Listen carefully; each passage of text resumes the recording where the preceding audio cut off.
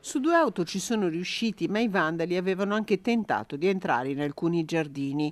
Non si fermano i raid sui veicoli parcheggiati in strada a San Bellino, nel quartiere dell'Arcella. L'ultimo, tra sabato e domenica, ha costato i finestrini a queste 2 auto.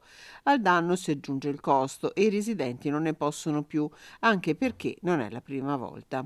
Nello scorso anno che segnaliamo atti vandalici sulle auto, in via Buonarroti, in via Lippi, alla Santissima Trinità, quindi è da parecchio tempo che questi atti vengono perpetrati ai danni delle auto.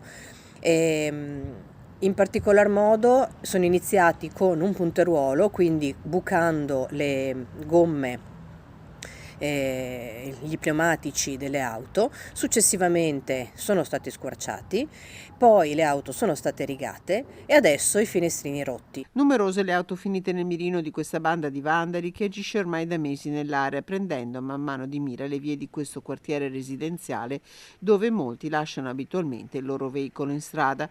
Per questo l'invito al comune è pressante. Ci sono le telecamere, soprattutto tra via da Murano e via Guicciardini, che è stato l'inizio, diciamo, di questi atti.